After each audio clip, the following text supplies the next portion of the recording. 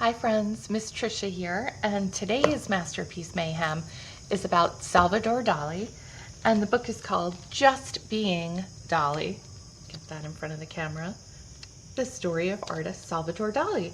So as mentioned last week, we're doing things a little differently this year, where instead of new materials every week for Masterpiece Mayhem at the beginning of the month, we had these very cool watercolor sets and these little watercolor paper pads for you to use over the course of the month. That doesn't mean you need to use them for your weekly craft, but you can if you'd like. So with the Salvador Dali week, I would like you to either draw or sculpt, if you have some clay, some sort of hybrid object. And you'll know what I'm talking about once we read the book and you find out about the lobster-phone.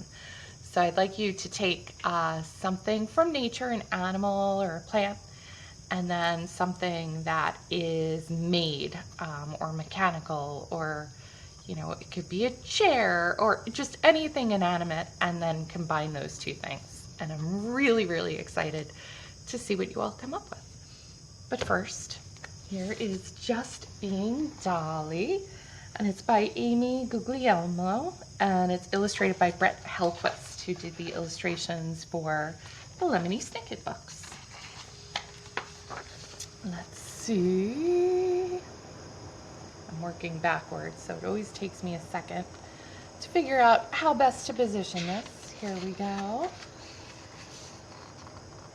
In a small seaside town on the northern edge of Spain lived a boy with big dreams and an even bigger name. Salvador Domingo Felipe Jacinto Dali y Dominic. As soon as he could walk, little Salvador wandered along the rocky shores near his home, chasing butterflies and birds. His chubby figure pointed to the sky, tracing puffy clouds as they shifted into prancing horses. At 6 years old, Salvador yearned to be a cook. But after one too many messes in the kitchen, his father gave him a pet bat to keep him occupied. Then Salvador fancied being a king, but his father was strict and soon grew tired of all the pretending. "Why can't you just behave?" he asked. But Salvador was just being himself. At school, Salvador didn't fit in. He was timid and quiet and wanted to play alone. When he wore his costume to class, the other kids teased him and threw grasshoppers in his hair. "Why are you so strange?" they asked.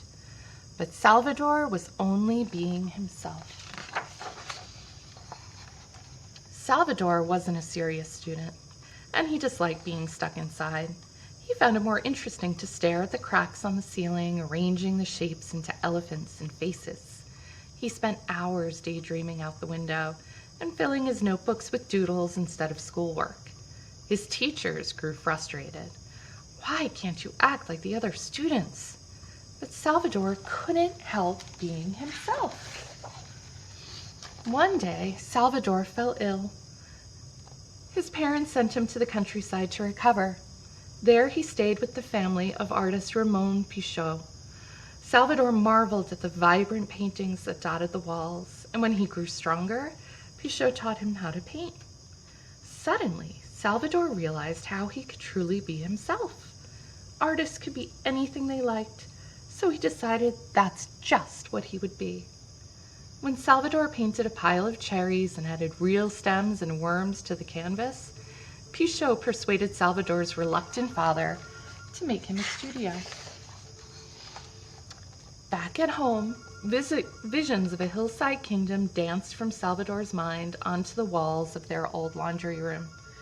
From then on, Salvador never stopped drawing. He took classes and sketched everyone in his family. And when he ran out of people to draw, he stood on his head to spark new ideas. A few years later, he was accepted to an art academy in Madrid. At school, he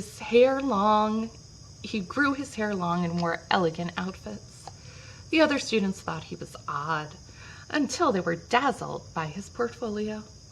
Then he finally made some friends. At first, Salvador threw himself into his studies. He worked tirelessly to master the techniques and to recreate the works of great artists. But he soon grew tired of making art that looked like everyone else's. When Salvador was asked to reproduce a marble sculpture of a woman, he painted a picture of scales instead. He challenged his professors and encouraged his classmates to do the same. Eventually, his rebellious behavior got him expelled. "Why can't you just follow the rules?" his instructors grumbled. But Salvador kept being himself. More determined than ever, Salvador experimented with different styles. Using the techniques he had learned in school combined with fantastic images from his dreams, he began creating paintings that were all his own. Salvador moved to Paris, where he met a group of playful artists and writers who also united fantasy and reality in their works. At last, Salvador found others who thought and expressed themselves like he did. They called themselves Surrealists.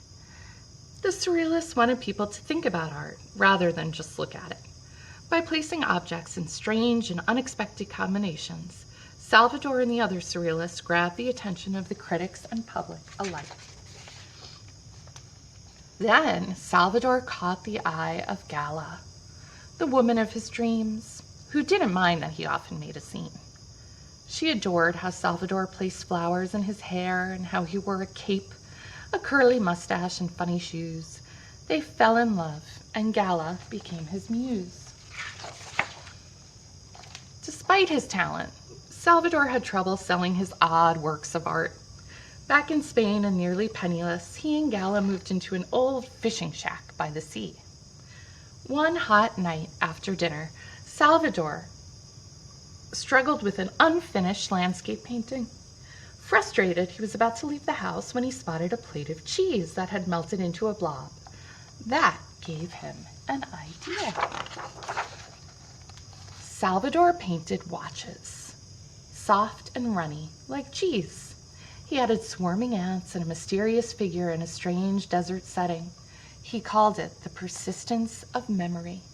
When Gala came home, she was amazed. "I will never forget this painting." Would others agree? Salvador and Gala traveled to America, where the new painting was displayed in a surrealist show in New York City. Though the painting was small, only a little larger than a sheet of paper, it was a sensation. But what did it mean? People had many ideas. I think it's about how time is relative. I think it's about how memories fade. Maybe it's a self-portrait. No one knew for sure, but everyone agreed Salvador had painted a dream. The persistence of memory became Salvador's masterpiece. When the iconic image found a home at the Museum of Modern Art in New York City, people flocked to see it. Salvador became the most famous artist of his time. But soon, Salvador's antics drew more attention than his art. He drove a fancy car stuffed with 1,000 pounds of cauliflower. He gave a speech inside a deep-sea diving suit. And he took his pet ocelot, Babu, to lunch at snooty restaurants. Eventually, even the Surrealists insisted he curb his wild ways or leave their group. "Why can't you be more like us?" they asked. But Salvador wouldn't stop being himself. Salvador became famous for his eccentric and pioneering ways. He designed lollipop wrappers in exchange for free candy, a lobster-phone that really worked, and a hat made out of a shoe. He had little time for painting as he was too busy appearing on television and having parties. The critics asked, "Why? Why do you have to act outrageous? What's the point of all this silly behavior? Why do you do all these things?" They told him, "Stick to art." But Salvador didn't mind, and his fans didn't either. After all, he was just being himself. And then there's some great back matter in the back, a little more about Salvador Dali. And yes, so your assignment is to make a hybrid It doesn't have to be a working invention like the lobster phone, but I'd just like you to kind of draw or illustrate an idea where you take something from nature, an animal or a plant, and then mix it up with something that is not alive, an inanimate object, and then we'll see what everyone comes up with. I can't wait to see you next time, and have a wonderful, wonderful week.